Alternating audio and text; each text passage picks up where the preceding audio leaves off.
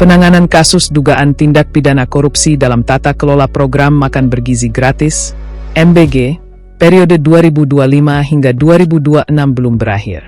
Setelah menetapkan sejumlah figur dari internal Badan Gizi Nasional, BGN, hingga sektor swasta sebagai tersangka, Kejaksaan Agung, Kejagung, kini membuka peluang lebar untuk menerapkan pasal tindak pidana pencucian uang, TPPU.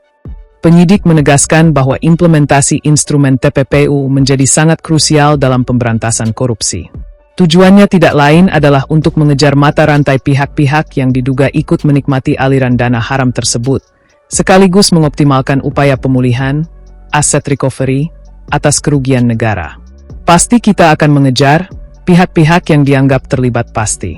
Tidak hanya memidanakan orangnya, tapi bagaimana kita juga memulihkan kerugian negara dengan salah satunya instrumen TPPU terhadap pihak yang ada kaitan dan yang menerima, tegas Kepala Pusat Penerangan Hukum, Kapus Penkum, Kejagung, Anang Supriyatna, saat ditemui di kantor BPA Kejagung, Kebagusan, Jakarta, Senin, 15 Juni 2026. Kendati demikian, pihak Kejagung masih memilih untuk menyimpan rapat rincian draft peran spesifik dari masing-masing tersangka.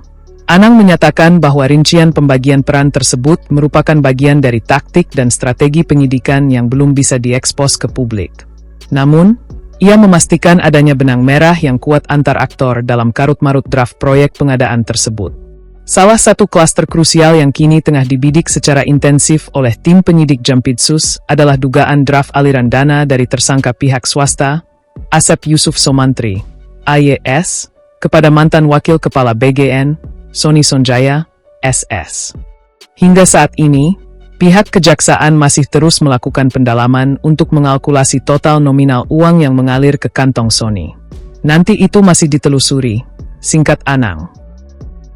Sebelumnya, Direktur Penyidikan Jampitsus Kejagung, Syarif Sulaiman Nahdi, sempat membeberkan draft modus operandi perkara ini. Tersangka Asep Yusuf Somantri diduga kuat telah memberikan sejumlah uang secara melawan hukum kepada Sony. Imbalannya, Asep mendapatkan fasilitas berupa akses khusus, privilege, untuk mengatur titik-titik pembangunan dapur Satuan Pelayanan Pangan Bergizi, SPPG, kendati sistem portal pendaftaran kemitraan resmi MBG sebetulnya sudah dinyatakan ditutup. Di tengah bergulirnya proses penyidikan, tersangka Sony Sonjaya mengambil langkah hukum dengan mengajukan permohonan resmi untuk menjadi saksi pelaku yang bekerja sama atau Justice Collaborator, JC.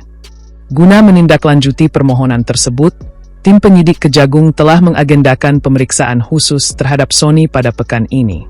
Anang Supriyatna menjabarkan bahwa draft pengajuan status JC tidak serta-merta langsung dikabulkan. Penyidik harus melakukan proses penilaian dan pengkajian yang mendalam di lapangan. Salah satu variabel utama yang menjadi indikator penilaian adalah penentuan status apakah Sony bertindak sebagai pelaku utama dalam draft konspirasi ini atau bukan. Jaksa Agung Muda Bidang Tindak Pidana Khusus, Jampitsus, Febrie Adriansyah, menjelaskan bahwa draft perbuatan korupsi dalam kasus MBG ini memiliki banyak pecahan klaster.